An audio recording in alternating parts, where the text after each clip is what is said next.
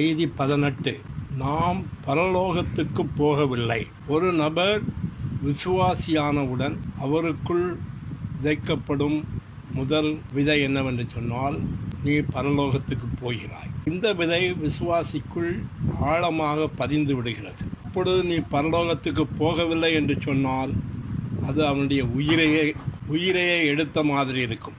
ஆனால் நாம் பரலோகத்துக்கு போகவில்லை. இந்த செய்தியில் இதை நாம் பார்க்க போகிறோம். பரதீசு என்பது பரலோகம் இல்லை. வேதத்தில் பரதீசு என்ற பதம் பரலோகத்தை குறிக்கவில்லை. லூக்கா 23:43 இயேசு அவனை நோக்கி, இன்றைக்கு நீ என்னுடனே கூட பரதீசில் இருப்பாய் என்று மெய்யாகவே உனக்கு சொல்கிறேன் என்றார். எபேசியர் 4:9 ஏறினார் என்பதினாலே அவர் அதற்கு முன்னே பூமியின் தாழ்விடங்களில் இறங்கினார் என்று விளங்குகிறது அல்லவா. லூக்கா 23:43 2 கொரிந்தியர் 12:3 உள்ள பரதீசு மரித்த பரிசுத்தவான்கள் இளைப்பாறிக் கொண்டிருக்கிற பாதாளத்தின் இன்பமான பகுதியை குறிக்கிறது. 2 கொரிந்தியர் 12:3 அந்த மனுஷன் பரதீசுக்குள் எடுக்கப்பட்டான். லூக்கா 16:23 பாதாளத்திலே அவன், அதாவது ஐஸ்வர்யவான், வேதனைப்படுகிற போது தன் கண்களை ஏறெடுத்து தூரத்திலே ஆபிரகாமையும் அவன் மடியில் லாசருவையும் கண்டான். வெளிப்படுத்தும் விசேஷம் 2:7 உள்ள பரதேசு 1000 வருட அரசாட்சியில் உள்ள புதிய எருசலேமை குறிக்கிறது. வெளிப்படுத்தும் விசேஷம் 2:7 ஜெயங்கொள்கிறவன் எவனோ அவனுக்கு தேவனுடைய பரதேசின் மத்தியில் இருக்கிற ஜீவ விருட்சத்தின் கனியை புசிக்க கொடுப்பேன்.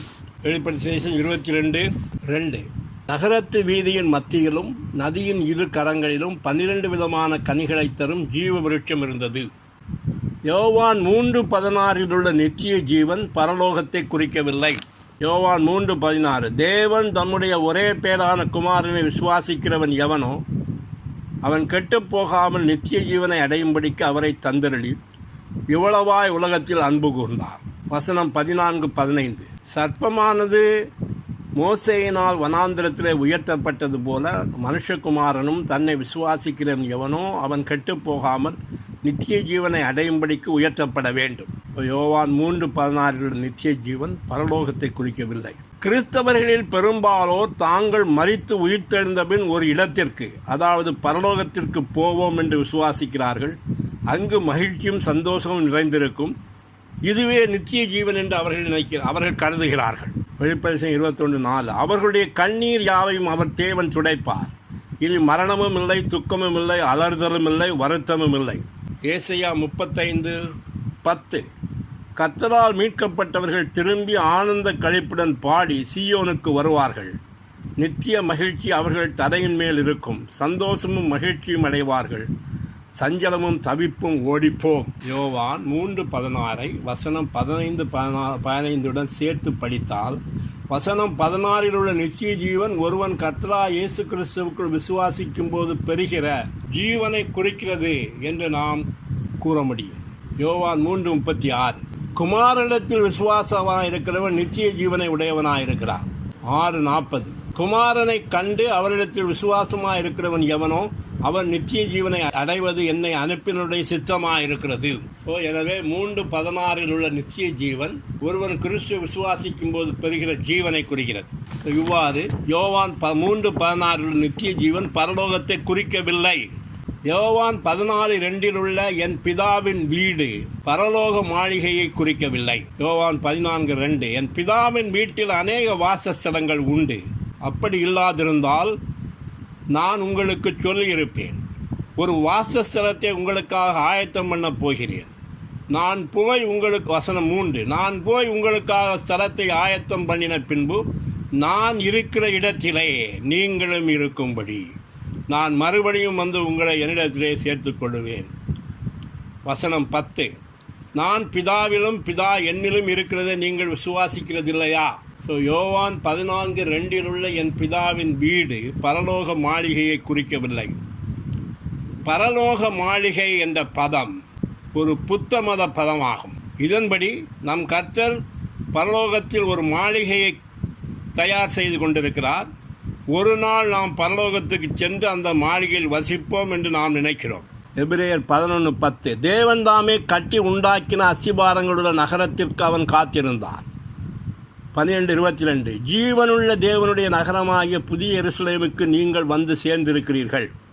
என் பிதாவின் வீடு தேவனுடைய ஆலயத்தை, அதாவது கிறிஸ்துவின் சரீரத்தை குறிக்கிறது.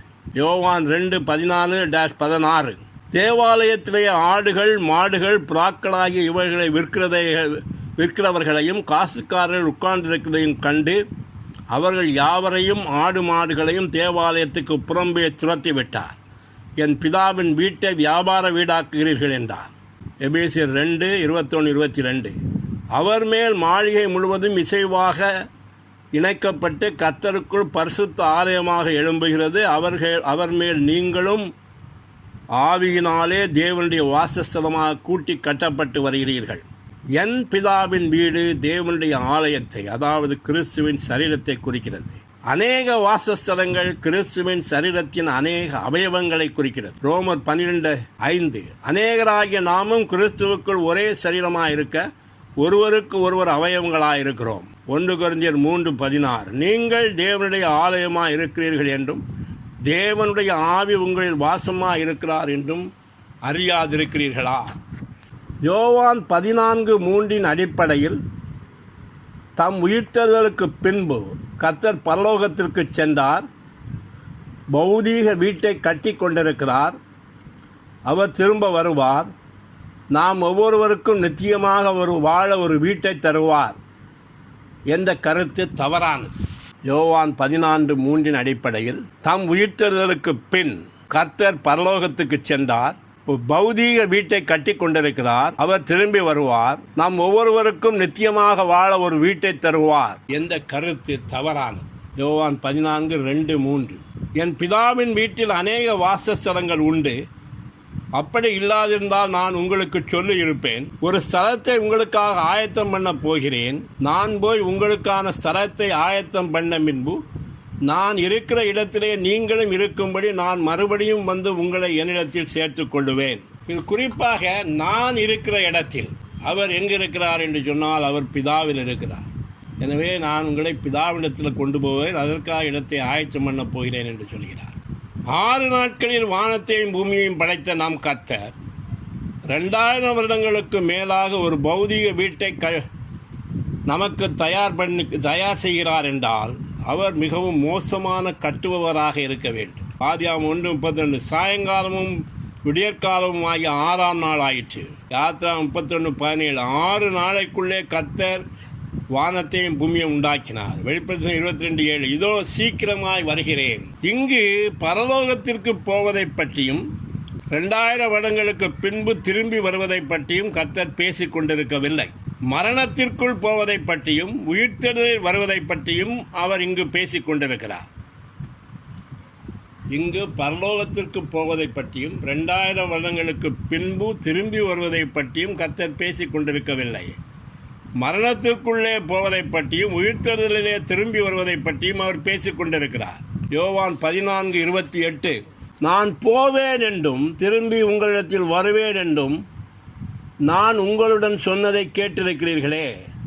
நீங்கள் என்னில் அன்புள்ளவர்களாயிருந்தால் பிதாவிடத்திற்கு போகிறேன் என்று நான் சொன்னதை குறித்து சந்தோஷப்படுவீர்கள்.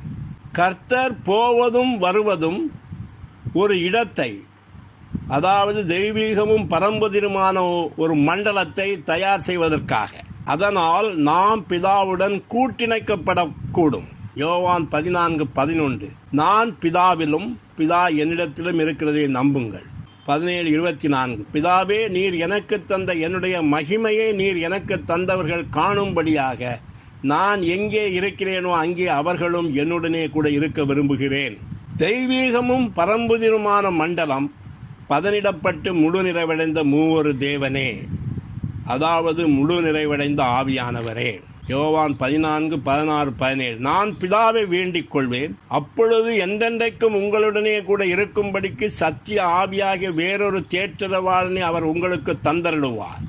அவர் உங்களுடனே வாசம் பண்ணி உங்களுக்குள்ளே இருப்பதால் நீங்களே அவரை அறிவீர்கள். 1 கொரிந்தியர் 15:45 பிந்திய ஆதாம் உயிர்ப்பிக்கிற ஆவியானார். அதற்கு அவர் மரணத்திற்குள் சென்று உயிர்த்தெழுதலில் திரும்பி வந்தார் என்று சொன்னால் பரம்புதிரான தெய்வீகமும் பரம்புதிருமான ஒரு மண்டலத்தை தயார் செய்வதற்காக. அந்த மண்டலம் ஒரு இடம் அல்ல, அந்த மண்டலம் ஒரு நபர். இந்த மண்டலத்தை தயார் செய்யவே கர்த்தர் மரணத்திற்குள் சென்று உயிர்த்தெழுதலில் திரும்பி வந்து ஜீவன் தரும் ஆவியானார். இதனால் நாம் பிதாவோடு கூட கூட்டிணைய முடியும். அவர் ஏற்கனவே பிதாவுக்குள் இருக்கிறார். நம்மை பிதாவுக்குள் கொண்டு செல்வதற்காக அவர் மரணம் உயிர்த்தெழுதல் மூலமாக கடந்து சென்று பதனிடப்பட்டு முறையிருந்த மூவரு தேவனில் நாம் பிதாவுக்குள் இருக்க முடியும், பிதா நமக்குள் இருக்க முடியும். இந்த தெய்வீக கூட்டணைப்பிற்காகத்தான், மனுஷிக தெய்வீக கூட்டிணைப்பிற்காகத்தான் அவர் போகிறேன் என்றும் வருகிறேன் என்றும் சொன்னார். பரலோக மாளிகையை கட்டுவதை கொடுத்தார். தேவனோடு நாம் நித்தியமாக வாழ நமக்காக புதிய எருசலேமை இன்று கர்த்தர் கட்டி கொண்டிருக்கிறார். எபிரேயர் 11:16. தேவன் அவர்களுடைய தேவன் எனப்பட வெட்கப்படவில்லை, அவர்களுக்கு ஒரு நகரத்தை ஆயத்தம் பண்ணினாரே. வெளிப்படுத்தின 3:12. என் தேவனுடைய நாமத்தையும் என் தேவனால் பரலோகத்திலிருந்து இறங்கி வருகிற புதிய எருசலேம் ஆகிய என் தேவனுடைய நகரத்தின் நாமத்தையும் என் புதிய நாமத்தையும் அவன் மேல் எழுதுவேன். கர்த்தராகிய இயேசு கிறிஸ்து நமக்காக புதிய எருசலேமை கட்டி கொண்டிருக்கிறார். புதிய எருசலேம் ஒரு பௌதீக கட்டடமாக இருக்க முடியாது. தேவன் மாம்சமாகுதல், மனித வாழ்க்கை, மரணம், உயிர்த்தெழுதல் ஆகிய வழிமுறை மூலம் சென்றார். நாமும் மறுபடி பிறத்தல், மறுசாயலாகுதல், மகிமை அடைதல் ஆகிய வழிமுறை மூலம் செல்கிறோம். இவையெல்லாம் ஒரு பௌதீக வீட்டிற்காகத்தான் என்பது அர்த்தமற்றது, மிக தாழ்வானது. புதிய எருசலேம் ஒரு பௌதீக கட்டடமாக இருக்க முடியாது. எபிரேயர் 11:15-16. தாங்கள் விட்டு வந்த தேசத்தை நினைத்திருந்தார்களே, ஆனால் அதற்கு திரும்பி போவதற்கு அவர்களுக்கு சமயம் கிடைத்திருக்குமே. அதையல்ல, அதிலும் மேன்மையான பரம தேசத்தையே விரும்பினார்கள். எபேசியர் 2:21-22. அவர் மேல் மாளிகை முழுவதும் இசைவாய் இணைக்கப்பட்டு கர்த்தருக்குள் பரிசுத்த ஆலயமாக எழும்புகிறது. அவர் மேல் நீங்களும் ஆவியானவராலே தேவனுடைய வாசஸ்தலமாக கூட்டி கட்டப்பட்டு வருகிறீர்கள். புதிய எருசலேம் எல்லா தலைமுறைகள் முழுவதும் தேவனால் மீட்கப்பட்ட எல்லா பரிசுத்தவான்களாலும் கட்டி அமைக்கப்பட்ட உயிருள்ள தொகுப்பு, உயிருள்ள ஒரு நகரம். வெளிப்படுத்தின 21:2. யோவானாகிய நான் புதிய எருசலேம் ஆகிய பரிசுத்த நகரத்தை தேவனிடத்திலிருந்து பரலோகத்தை விட்டு இறங்கி வர கண்டேன். அது தன் புருஷனுக்காக அலங்கரிக்கப்பட்ட மணவாட்டியைப் போல் ஆயத்தமாக்கப்பட்டிருந்தது. 9:10. நீ இங்கே வா, ஆட்டுக்குட்டியானவருடைய மனைவியாகிய மணவாட்டியை உனக்கு காண்பிக்கிறேன் என்று சொல்லி தேவனுடைய மகிமையை அடைந்த பரலோகமாகிய பரிசுத்த நகரம் பரலோகத்தை விட்டு தேவனிடத்திலிருந்து இறங்கி வருவதை எனக்கு காண்பித்தான். தேவனோடு நாம் நித்தியமாக வாழ நமக்காக புதிய எருசலேமை இன்று கர்த்தர் கட்டி கொண்டிருக்கிறார். நாம் பரலோகத்திற்கு போகவில்லை, மாறாக புதிய எருசலேமாக நாம் பரலோகத்திலிருந்து புதிய பூமிக்கு இறங்கி வருகிறோம். அங்கே நித்தியத்திற்கும் தேவனோடு கூட வாழ்வோம். வெளிப்படுத்தின 3:12. என் தேவனுடைய நாமத்தையும் என் தேவனால் பரலோகத்திலிருந்து இறங்கி வருகிற புதிய எருசலேமாகிய தேவனுடைய நகரத்தின் நாமத்தையும் என் புதிய நாமத்தையும் அவன் மேல் எழுதுவேன். 21:1-3. நான் புதிய வானத்தையும் புதிய பூமியையும் கண்டேன். யோவானாகிய நான் புதிய எருசலேமாகிய பரிசுத்த நகரத்தை தேவனிடத்திலிருந்து பரலோகத்தை விட்டு இறங்கி வர கண்டேன். அது தன் புருஷனுக்காக அலங்கரிக்கப்பட்ட மணவாட்டியைப் போல ஆயத்தமாக்கப்பட்டிருந்தது.